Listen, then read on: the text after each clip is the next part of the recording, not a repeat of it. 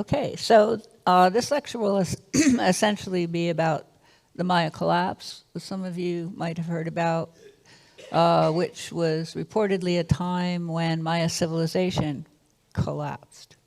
And after that period, it changed, quite a bit. So we'll go through some of the reasons for that. And the British East India Company, I've been reading quite a bit about the history of the British East India Company, but this book by Nick Robbins was the first that introduced me to the structure, introduced me to the history of the company and got me to say, wow, I think there might be parallels with what happened in the Maya world in the 9th and 10th centuries. So in the Maya collapse, there were significant changes in that you went from large-scale, there was still large-scale architecture afterwards, but buildings were not built to great heights the way they were. The style of construction changed, and I tried to show an example here from Kalakmul to Mayapan. And on the right, the courtly, dynastic material culture disappeared and gave way to other kinds of pottery. This is actually pottery from Lamanai. To refresh your minds about the dates, we're talking about the late classic period, which was about 600 to 800, and what we like to call the terminal classic because it gives evidence of what could be seen as some people say decline in material culture, but certainly things were happening for the dynasties during that time until about 1000 when the dynastic era was over.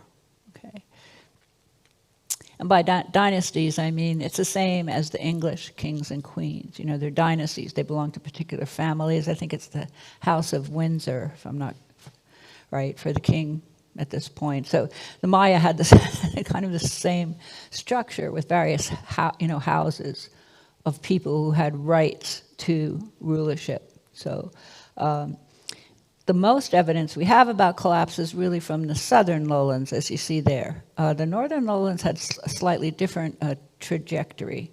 Things changed, but the changes don't seem to have been as dramatic or deleterious, which is interesting because for the people who argue that drought brought about the collapse, Yucatan is the driest part of Mesoamerica, and they don't even have rivers. Everything is underground water, and somehow they managed. So it's kind of interesting. So what changes with collapse? Hope you can see all that. Dynastic rule and divine kingship ends. And I say divine kingship because the ruler himself or herself, there were women rulers, were not considered divine or supernatural in and of themselves. They had the ability, or they were believed to have the ability to communicate with supernatural world or the other world, but they themselves were not necessarily seen as deities. But kingship or rulership or the office of rulership was seen to be given by the gods. Okay, I don't know if any of you are familiar with ancient Sumer, because there's a wonderful line from, what is it called? There's a book, an early book of ancient Sumer, and there's a phrase that says, when the kingship descended from heaven, the kingship was in Eridu. And in a way, that I think that's how we have to view the Maya, that it was the rule itself, that office that was considered authorized by the gods. That ends. Okay. There are no references made to the long count in inscriptions or books anymore. Some people believe that it continued, the astronomy continued, but there was no part of society, as there was in the classic period with the rulers and their families, who kept inscriptions, erected monuments with these inscriptions. That ended. And polychrome pottery tradition ends. Those beautiful court scenes, the use of many colors on the ceramics, gone. So depictions of life at court end. We believe there's an expansion of trade and commerce, and that's what you will read about. I'm not so sure it was any greater than it was before the late Classic, but the general feeling is that it expanded after the collapse. There are also changes in the symbols and status of power, and as I said, there's a diminished investment in monumental architecture compared to the Classic period, compared to earlier. So these rollouts of vases that show kings and queens goes. You don't have it anymore. Buildings, structures like those that were built at Tikal, no more, not built anymore. Some of the inscriptions that we found on jade and tombs, that's gone. All this material, by the way, is from Alton Ha, where my husband excavated in the late 60s, early 70s. And even the Classic Maya were well known for flint sculpture. These were found in a tomb. I just emailed my husband and he said, yeah, they were found in a tomb in structure before at Alton Ha. And that, as far as I know, that tradition ends. And the tradition of realism, I guess you could say, where the Maya attempted, we would call it that because it looks as if they are attempting to depict real people. We don't see that either. So it's very interesting changes that I think haven't been explored enough in my field. And these are just some shots. Tulum, which is a late site, a post-classic site. I have here effigies that come from Lamanai, which are quite different from what you would find in the Classic period. And most of the structures in the post-classic are wood, as is this one. It's just whitewashed. Not whitewashed. It's got a plaster over daub. But it is on a stone platform. I mean, that characteristic continued. But the superstructures, or the chambered buildings, were largely of wood. So what causes dominate the collapse? And I think I was talking to someone about this yesterday. Most of the writing in my field is all about drought, about erosion, about land degradation, that this was a major cause of the collapse. And by drought, you have to remember in the tropics, there's never no rain. It just means there's less rain. Which I find interesting because at times there's also too much rain. Way too much rain, and somehow that doesn't seem to have caused the collapse. But drought, and then a lot of talk about erosion and land degradation as being instrumental in causing the collapse. Well, I always use the argument that land degradation, soil runoff are a hallmark of civilizations. You give me one civilization that has fallen as the result of environmental causes, because I don't know any. And here I have just clips from the web. Why is the Thames River brown? Silts going into the Thames has done for hundreds of years. Somehow civilization in England and Scotland and Wales, it doesn't seem to have collapsed, as far as I know. I have a picture here of the Yorkshire Dales. And I did look it up, and it was treed in many places. It's not treed anymore. The whole environment is, in a way, you could look at that as land degradation. We make the best of it because you can raise sheep, but silt from that land has been running into the local water supply and rivers and streams for hundreds of years. Yellow River in China, from what I've read, the hills upriver of the Yellow River during the Shang dynasty were already denuded, and Chinese civilization hasn't collapsed. And I also have a picture here of the Seine. It doesn't look too muddy from here, but many of the pictures of the Seine, silt is running into the river all of the time. Our land is degraded, period. And our civilization hasn't fallen. Why do we think the Maya were all too stupid to deal with these challenges? And that really bothers me. I'm not necessarily saying that there wasn't land degradation. As I say, I just think that's a hallmark of intensification, and as civilization and hierarchy grows, that's what you get. But I think the Maya dynasties would have collapsed had the environment been hunky-dory. I think it was almost entirely a political matter. So I think we need to look at economy and politics. So some of the, I think of Oliver Cromwell and his revolution, in which the material culture of royalty was suppressed. And they didn't Cromwell and his buddies, weren't they all dressed in black? I mean, the whole material culture changed. It did come back, though, which is the interesting thing with Charles II. And I can go to antique shops and I can find, pottery and lots of things from that era. And I think the royal houses, including the king and queen now, use material culture that, in style, much of it is connected to early material culture. So, I don't know. What's interesting about the Maya is that stuff disappears. It doesn't come back. So what's going on? Maybe it's a little closer to the French Revolution. I had a student, Sylvia Lingham, who did a really good master's dissertation comparing the Maya collapse to the French Revolution. And it is true that the rulers who came to power rejected the material culture and the symbolism of, the kings who came before. And then the kings didn't come back. Of course, I'm sure Napoleon had a lot of exotic, or a lot of artifacts and things that were representative of the early kings. And as far as I know, the people who were in power, the old elites who survived, they still used that material. So if we excavated, we would still find it in their houses.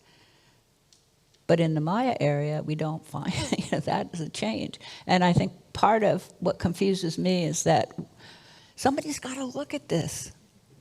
This is so important because that stuff just goes, which suggests to me that something pretty critical was going on at the time of the collapse. So what was it? What would bring about such a radical change? I'm not going to give you an answer, but I'll give you some of my thoughts. In the British royal houses, there have been changes and rebellions, and different houses have come in and out ruling Britain and Scotland and England, right? But even when a rival house or a rival family, even when William the Conqueror came from, I don't want to say France, because he wasn't French, was he? He was Norman. But anyway, even when he came, when he becomes king, he adopts this stuff. He appropriates the symbols of power and authority that have already existed. And as far as I can tell, the crown represents the authority of a particular dynasty to hold power, or a particular family. The orb is, God's representative on earth. And the scepter represents really more like a political power. So when these rival dynasties or foreign dynasties come in, they don't chuck all this stuff. They say, now that's ours. That didn't happen with the Maya. They rejected these symbols in the post-classic. So what was going on? So I've been looking at this hypothesis that the collapse of the classic royal houses was, how shall I say this? I think they were destabilized by the merchant class. And this is not a new idea. It was a theory that was, well, I don't know if it was popular, but it was introduced in the 1970s, but it was discounted by all of us. We said, nah, outsiders just can't come in and do this stuff. Turns out it's not that simple, but I think basically they were onto something. And I'm going to bring up Lamanai again and the coastal site, Marco Gonzalez, which show continuity from the classic to post-classic and give me a different idea of what was going on in the history of Maya communities. And these same sites point to the key role of trade and commerce in the fluctuating regimes of power. On the left is the Ottawa Plaza Group that I excavated with my team at Lamanai. It was started by my husband, but my team and I did the rest of it. And on the right is Marco Gonzalez, my favorite site in the entire world. It's in the middle of a swamp, and I love it. And that little arrow just is showing how we get there from the coast, right through the swamp here. Now there's, my friend Jan Brown had a walkway built, but in the old days we used to just trek through the mangroves, which was fun. Okay, so what I want to tell you is what got me so interested in the transition? And one thing was that at Lamanaya I was able to excavate that buildings and artifacts that represented that transition.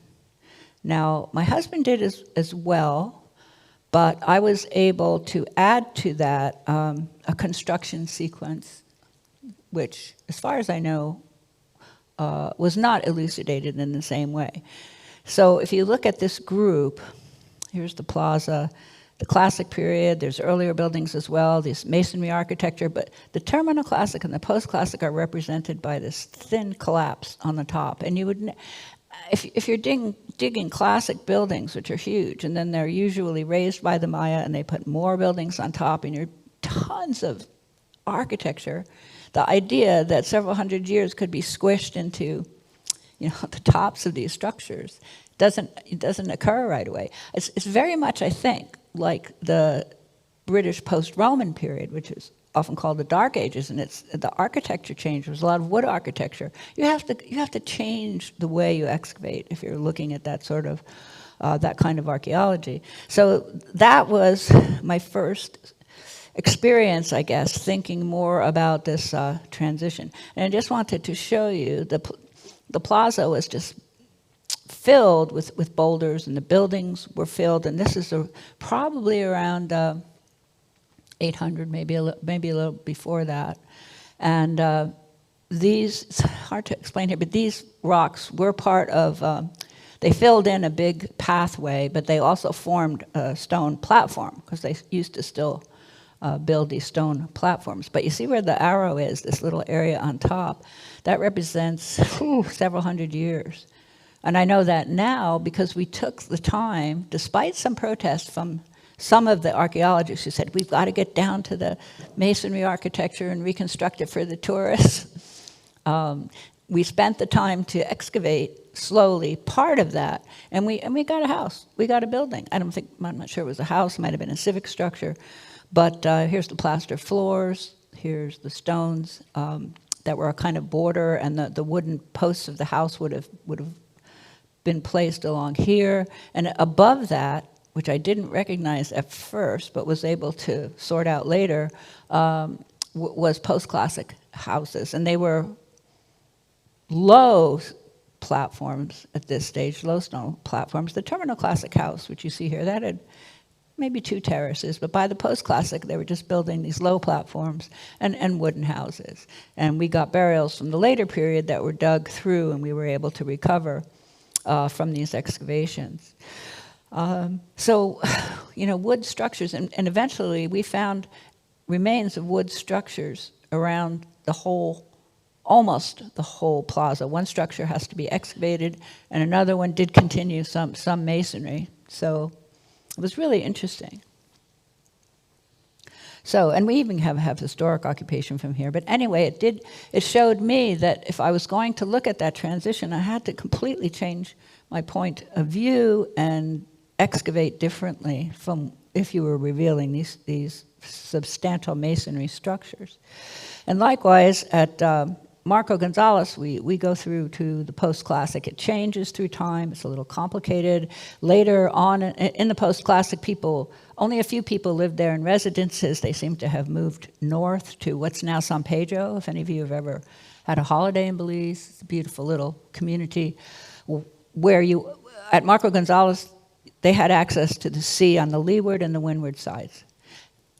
Mangrove eventually encroaches on the area. They move north to San Pedro, and in San Pedro they had access to traffic on the leeward and the windward side. So that was a real advantage in trade. And anyway, this is just one of the test pits that has not a complete sequence actually, because the pre-classic and middle pre-classic stuff is below the water level, which I don't think we'll ever be able to excavate because it's too hard to get pumps going there. So in addition to those excavations, my whole idea about that the Maya merchants were like the British, like the East India Company, comes from all the coastal sites I've excavated. So over my life, these are all of the ones I've excavated up and down the coast of Belize. So the archaeological sequence at these sites is, I will explain it, but it's different from what you get on the mainland. And then I tried to do a map that has all the sites that have been excavated, not just by me, but these triangles represent groups of sites, not just single sites. Heather McKilla at LSU has been digging the area in the south, some really fantastic research. Shirley Mock, this area along the coast, and Ewan Mackay out in the atolls. So we know that between these 2 points, for example, these are groups of sites. Between these 2 triangles, there are at least 25 different sites with links to inland sites like Altenha, Corozalito, Colha, Lamanai. So that's a lot of coastal sites. A lot of carpeted, as they say, with coastal sites. So if you look at what we call the Eastern Lowlands as a whole, and I know that this isn't clear, but it's impossible to get a good map in a PowerPoint that shows all of the keys really well. So you just have to trust me that all these little dots are islands off the coast, plus the 3 atolls. So we know that inland communities were integrated with coastal communities, with trade, with exchange. With the inland communities like Lamanai were doing the distribution. And Lamanai is we call it a lagoon. It's actually a freshwater lake, right where the river goes to the bay, to Corozal Bay and Chetumal Bay. So, and you can do that in a couple hours. So, well, I don't know, I haven't done it in a canoe. I shouldn't say that until I get in a canoe and do that, but it's an easy connection. So we reckon that material was coming in and going out, and then Lamanai would distribute it. Tipu is farther inland, and that will come up again in the next lecture, but that's on a branch of the Belize River, and when I excavated there in the colonial period, we found marine fish. So we know that fish is being exported from the coast. So the lowland communities in this area, like Lamanai and along the coast, were in key positions to benefit from trade and communication. So what are the implications of this perspective? And that's what I'm going to emphasize. First of all, there was a circumpeninsular dynamic, a reliance on trade, waterborne trade, since at least 900 BC. It's hard to excavate along the coast before then because sea level has risen, and it's hard to go below the water level. This involved intensive interaction, shared aspects of culture, and we can see this in the historic period from the descriptions of the Spanish, that there was a shared culture of people who lived along the coast, right the way to Veracruz and down to Honduras, that kind of differentiated them from inland communities. They probably apparently they even shared a form of Maya language as well. So what could this possibly have to tell us about the collapse? Well, this is what I think. The first types of polychromes that appear in the pre-classic period, you get monochromes, usually mostly monochromes. Then we begin to get this multicolored pottery, and it has to do with advances in firing and levigation of slips, which again needs some work. Not many people have looked at this in the Maya area. So these experimentations with clays and firing produce these beautiful colors in what we call the early classic. This is kind of typical of that period. You don't get court scenes or anything like that, but you get geometric designs, different kinds of symbolism. This stuff, at the coastal sites I've excavated, it's tons of it. And it's interesting because one of my friends, Annabelle, came last week and we were discussing this, and she said they don't get any polychrome pottery at her site, which is borders Belize and Guatemala. And we get, along the coast, you get masses of it. You get middens filled with this pottery. So you know that it's being transported up and down the coast and then inland. That happens up till about, up till the fall of Teotihuacan, really. And the fall of Teotihuacan, which was a major center, high population, as I talked about yesterday, very, very invested in trade, traded all over. We even get, at the sites I've excavated in Belize, we get these little candeleros that are the style of Teotihuacan. So there was a really intensive coastal trade, intensive net trade, and it seems to have, how shall we say it, it didn't just go to the upper classes, it was quite a broad sort of trade. But once Teotihuacan falls, which it declines in the 500s, and then by 600 it's no longer powerful, no longer really a dynamic force, everything changes on the coast, on the sites that I've excavated. And, well, two things. That began in 600, the real fluorescence of Maya cities, when we see, well, the Maya were building throughout the classic period, but we see quite, how should we say, a flowering of architecture. We see these polychrome ceramics. We begin to see the courtly ceramics at that time. So it's interesting, for Teotihuacan declines, and some of the Maya dynasties seem to gain power. What happens on the coast? Boom.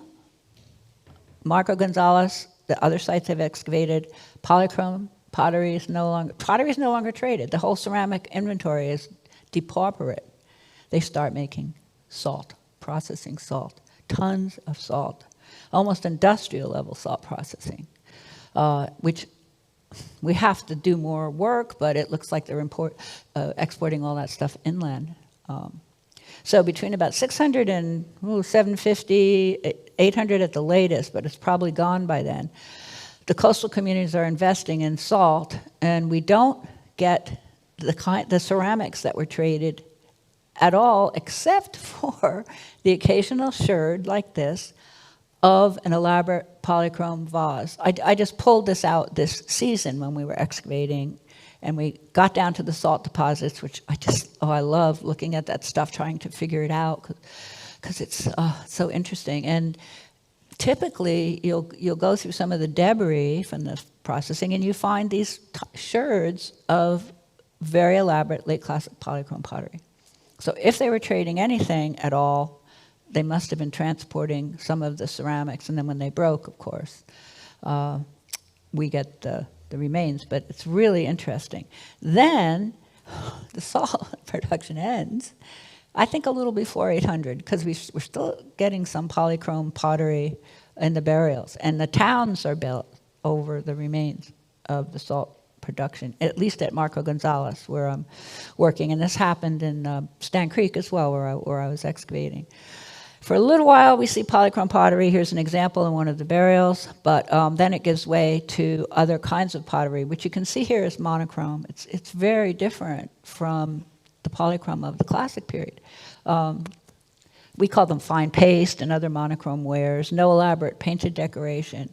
And it becomes common in by the end of the 9th, 10th centuries. And this is what we're getting at Marco Gonzalez in the burials. And the burials are under the floors of houses that are part of the town that was built over the salt processing. Then as time moves on, this is actually from Lamini, but from both sites, the pottery changes again, and we get what's been called Zakpa group ceramics. As you can see here, it's very different. Some of the symbolism carries from the classic period, and one of my former PhDs, Jenny John, has written a lot about this, and a really, really good PhD on the change in symbolism and what was the same and what was different. And at both sites, we get later ceramics. I couldn't find any good pictures, but here's later post-classic ceramics here. These are from Lamini, but we get some of them, not all of them, at Marco Gonzalez as well, and at sites in the south. So we have continuity in communities, these communities that are engaged in trade.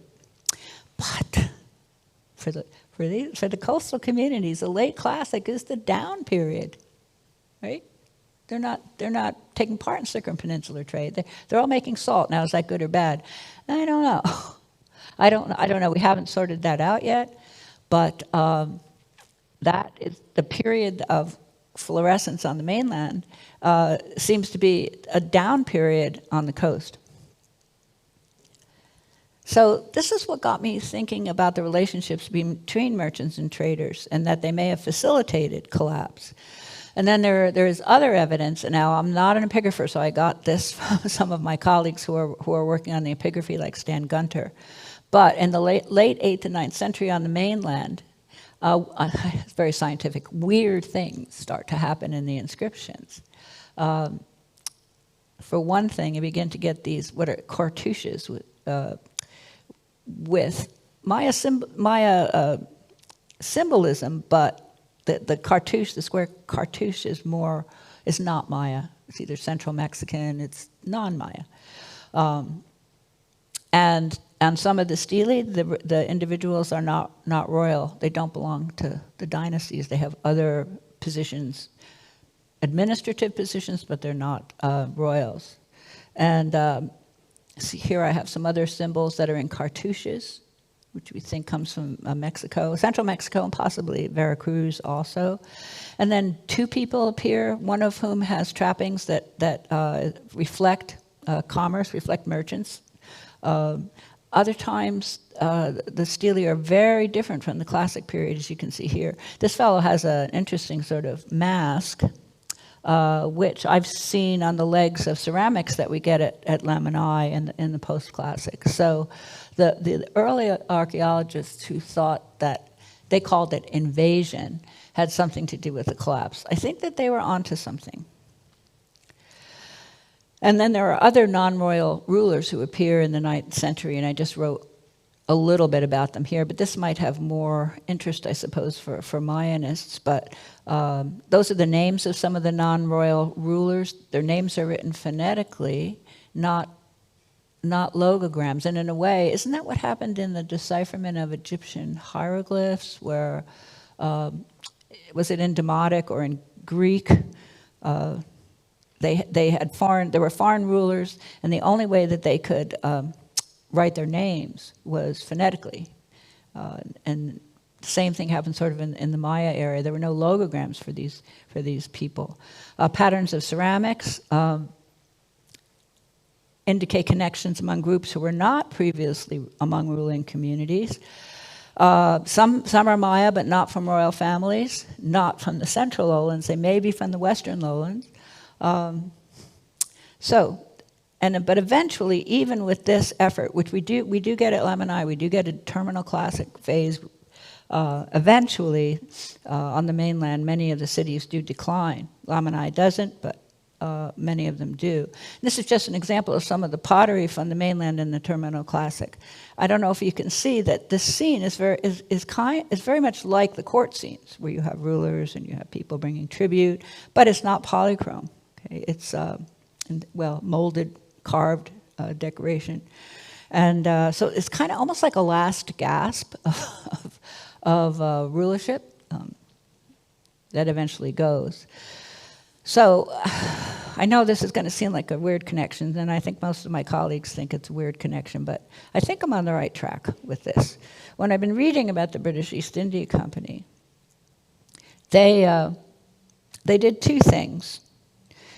They offered to some of the elites in England, or anyone really who had the money, to invest in the company. Despite the practices of the company, they offered them this opportunity for profit. And it wasn't always kings and queens. It was powerful people who kind of felt that they should get more money. So you could say greed. I don't know whether I should say that. So they encouraged them to invest in the country. You could say that this rise of the non-royal elites in the Maya area, something is happening, that they are getting the opportunities, to become wealthy outside the traditional system. Now, the other thing that happens, so hold that thought, and Christoph, if is listening to this, Christoph Helmke does the epigraphy for Lamini. Most of what few stelae we have at Lamini, what few monuments, date to the 600s, to the 7th century, which is the period when I think that after Teotihuacan fell, we're beginning to get the late classic dynastic rulers trying to fill in those gaps that Teotihuacan left and creating more wealth. And we don't have monuments dated from any other period. So I'm wondering if we are looking at that sort of effort at Lamini on the mainland. And my hypothesis is that beginning around 800, the merchants and traders are fed up. And as I said, they appeal to some of the ruling class or non-ruling elites who feel they're not getting their fair share. And this is what we see in the hieroglyphic record. And they also begin to undermine trade that is not beneficial to them. That's what I also got from reading about the British East India Company, because in India, so interesting. They get to know the systems in India, but then when they want them to trade in items that the British want them to trade in, they either, appeal to less powerful people who they can bring over to their side and, help them increase that trade, or they start a war. Okay. When your ideas fail, start a war. And eventually, they undermine many of the indigenous trading systems in India. Very long, very successful policy. And I'm wondering if that's what we're looking at in the Maya area. I think most of us, we focus on the rulers because the hieroglyphic inscriptions are so fantastic. But we don't think enough about the power of the merchant class. Many of us know that the Aztec rulers limited the merchants at that time, the Pozteca. They weren't allowed to express their wealth in the kind of clothing and the kind of housing that the rulers did. And I often wonder if that isn't kind of a collective memory of what happened in the classic period, when the merchants may, if my hypothesis goes anywhere, have undermined the dynasties, and they must have hated them if they were responsible for what happened afterwards. They must have hated them. So I think they also waged war, and that's one of the things that we do have evidence of in the Terminal Classic, and it's one of the things that I've been interested in ever since I started work in Belize, when I realized that as you get to around 800, maybe a little earlier, they start manufacturing we call them flint points differently. You begin to get side notching, for one thing. What are they doing this for? You do get arrow points, but in the Maya area, not till quite late. But there is a weapon called an atlatl that is known from Mexico, and that begins to appear. Colleague of mine, Kazuo Aoyama, who's been working at Ceibal and works on flint and chert manufacture. He has actually found arrows at Copan, I think, rather early on. But we don't see it. We don't see these arrow points very early. But you begin to see more of the atlatls, and a bit later, the arrow points, which suggested to me that we're looking at changes in rules of engagement in war as well, which of course happened in the East India Company as well, didn't it? They brought British rules of engagement. In India, they had their rules of engagement, but with more powerful artillery usually. The one with the guns wins. And this is another area where I wish I have tried to get some of my students interested, but in weapons. But I don't know. They seem to want to. They're interested mostly in chronology. Kazuo is different, and I'm sure that someday he will come up with some really good ideas about changes in weaponry as related to what was happening from the classic to the post-classic. Now, can changes in rules of engagement turn the tide? This is another thing I've been working on. Gosh, I have so much to do in my retirement. I don't know. And one of my favorites, and this will come up again in a later lecture, but when I was in school, I was taught the British are really stupid. Really stupid British. They wore these red coats. They stuck out in the field, and the Americans, smart, they could hide behind a tree, kill them with a rifle, right? Sharpshooter. Well, that's one way to look at it. Another way to look at it is if you look at the history of warfare, as with the Maya fighting each other, as with the Aztecs fighting each other, as with the Europeans fighting each other, they actually agreed on the rules of engagement in a war.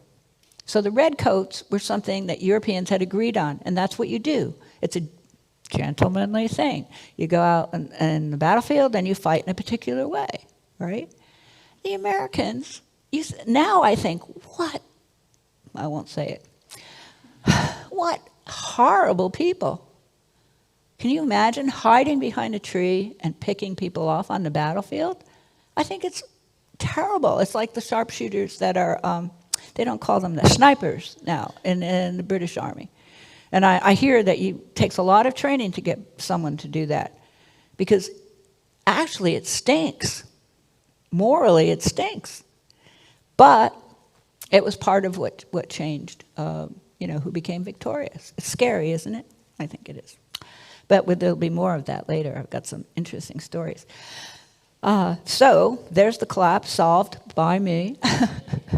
I still have more work. I still have a lot of work to do, but I just have this feeling that I'm onto something. Because after the classic period, along the coast, trade just picks up like the old days. Marco Gonzalez, they're trading stuff all over, get beautiful pots. So it's the classic period, the late classic, that's not a great time if you're a merchant on the coast. So that's got to mean something. Now the meaning of the salt, I'm not really sure of yet, but I don't know. Some people say, well, maybe the rulers on the mainland were controlling trade, but I don't know how you control trade. But there's so much that people who come after me can do, but you have to have a little imagination, I think. Okay, that's it. Any questions?